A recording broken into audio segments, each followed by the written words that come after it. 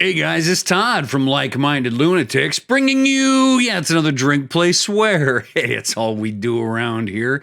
I mean, besides enthusiastically paying top dollar to see a terrible sequel in the theater, it's all we've ever done around here. Welcome back to the channel. Welcome back to Drink, Play, Swear, and welcome back to Like Minded Lunatics. You know that Like Minded Lunatics is not just me here at Drink, Play, Swear. It's also the co-founder of Like Minded Lunatics, Mark Gifford, bang doing the Friday night videos, and bangarang. If you haven't done so already, please hit that subscribe button so we can see that you're here. We're glad you are. All right. What do we do here at Drink, Play, Swear? Well, it's exactly what it sounds like. We play a game, usually a classic one, pair it with a beverage. Oh yeah, and I tell a story too. I do tell a story, don't I? I tend to talk a little bit. What are we playing today? Well, you got it here. It's Mortal Kombat 2 on the Super Nintendo Entertainment System. One of the best video game sequels of all time, in my opinion. Mortal Kombat 2 impressed all of us in the 90s, and I enjoyed it very much. We're going to talk more about sequels today. And what is my beverage here? I'm working through the Tecate Light from the beer fridge. And I would say it's fitting for today because if you think of Tecate, the red can, as the original, then the light is the sequel.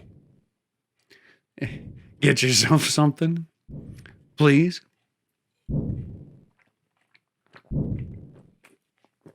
Oh, yeah. Not a delight. It's fine. Not a delight. But this game is a delight, so I'm going to get into some Mortal Kombat 2 with you. I have to say, of all time, across consoles, this is a top 10 game for me. Mortal Kombat 2 was an enormous game for us. I'm going Scorpion because he's my guy. We all love the original Mortal Kombat. Going back from there, we had loved Street Fighter 2, but then Mortal Kombat took it in a new direction in terms of kind of brutality and blood, and a different kind of fighting system, and it was great. But then we got Mortal Kombat 2, and we were all so excited for what that might be. And Mortal Kombat 2 was like a step up, not just in the arcade, but also on the home consoles. Especially if you were a Super Nintendo owner, because Nintendo of America finally said, you know what, you can have some blood, as you see in this game. You can have some blood, I guess, and they acquiesced for us, and we got a great, get out of my way, bro. We got a great game in this. I'm trying to do a fatality, but I'm too close. We got a great game on the Super Nintendo in Mortal Kombat 2. But man, the arcade, if you ever have a chance to play it, is also pretty amazing. Great sound, great gameplay, and just stepped up everything we loved about the original Mortal Kombat. So, in preparing for today and in playing this game a little bit, look at Reptile. What a dickhead. He disappears. I don't mind treating this dude like an asshole and sweeping his leg 100 times. In preparing for today, I got to thinking about sequels and about how much I appreciated the Mortal Kombat 2 game, and that in every way was a better game to me than the original. And I'll play the original for nostalgia's sake, but I don't need it because I've got this great game. And so I want to talk movie sequels today and other sequels. I don't know why I can't do it. I know how to do it. I know how to do it. We'll see if I can eventually pull off a fatality. Movie sequels. That's what I want to talk about in the story today, is favorite movie sequels, but also what the hell is with sequels, right? Because so many sequels are good, but so many sequels are truly bad, aren't they? Ooh, look, you can't pause in MK2. Mid-game. I didn't realize that. I was gonna stop and talk to you for a second. I think Jax wins. That dude smoked me. I might have to lose to this guy so that I can pause it and talk to you. But I want to talk sequels today. And I got a list here that I put together of sequels I want to talk about. But I got to look at it. And I can't look at it when Jax is smoking me. So maybe I just need to take care of him. Yeah, like that. All right, let's talk sequels. Now, in a previous video, when I played Gremlins 2 on YouTube, we talked about Gremlins 2 and about how I loved that movie because it was a sequel killer, right? It was not only a good sequel, but it was unconventional, and it sort of stopped anyone from being able to make another movie, another Gremlins movie. That's pretty cool. And then in that video, we talked about Return of the Killer Tomatoes, which is one of my favorite sequels of all time. It's one of those sequels you don't even need to go watch the original. Attack of the Killer Tomatoes, for me, waste of time. Sorry.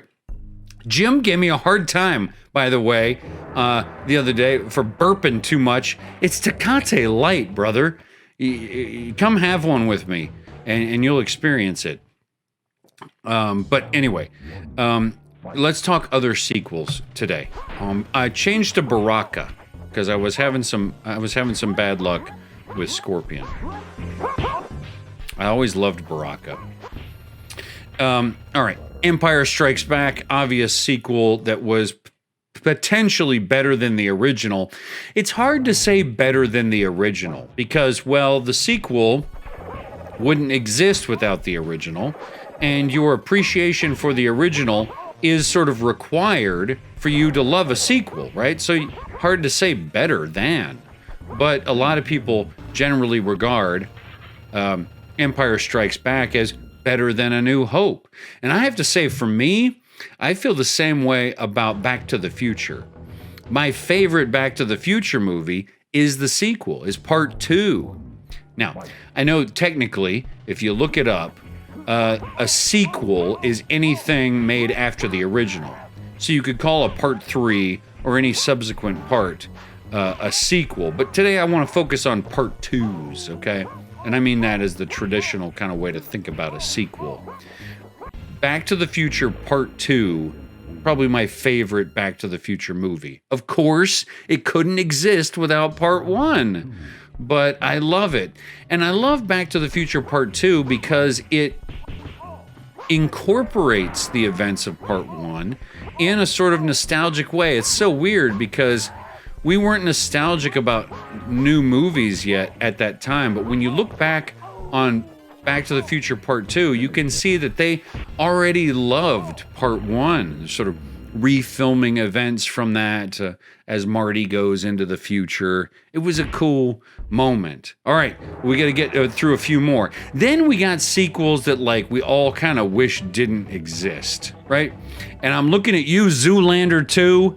Zoolander 2 almost ruins my love for the original Zoolander because it's like, are you serious?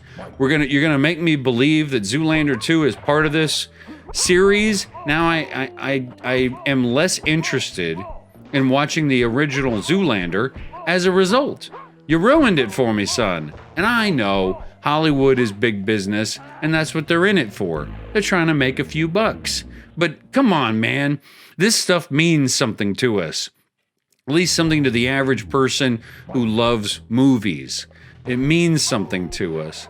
And when you make a garbage sequel, it pisses us off. And that's my way of saying it makes me sad.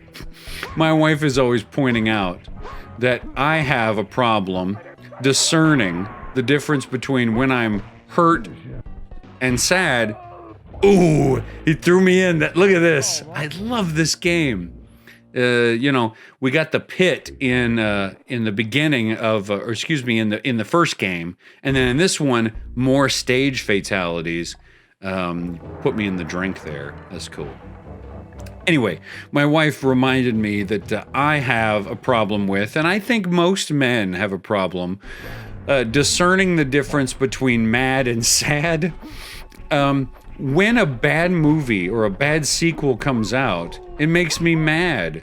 But I think it's because it makes me sad that they sort of like ruined my appreciation for the original.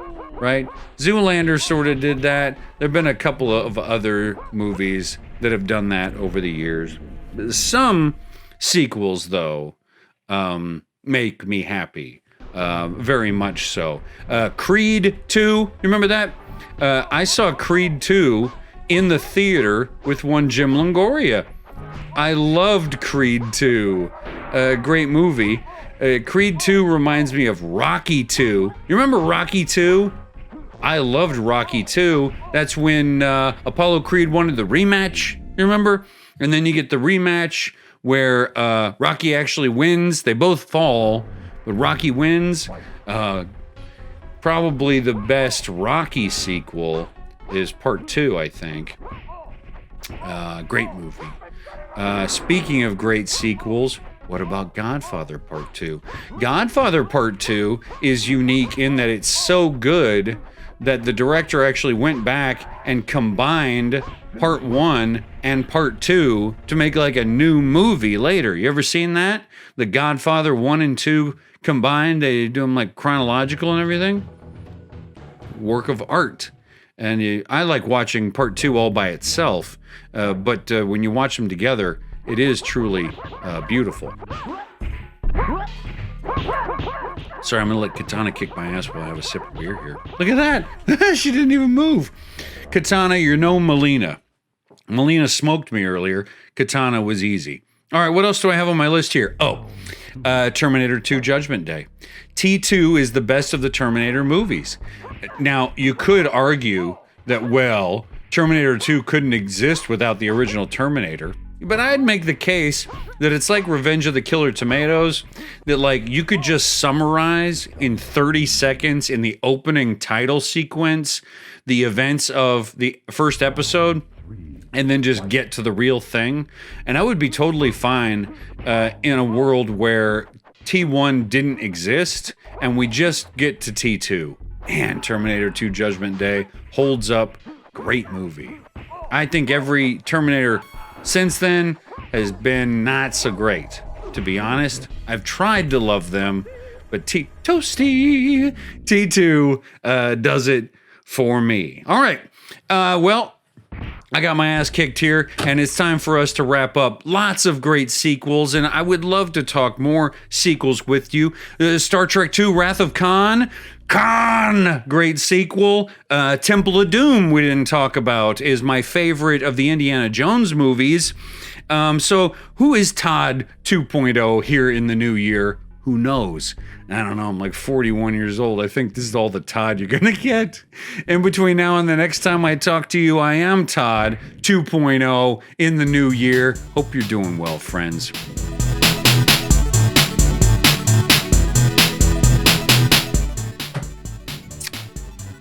See ya.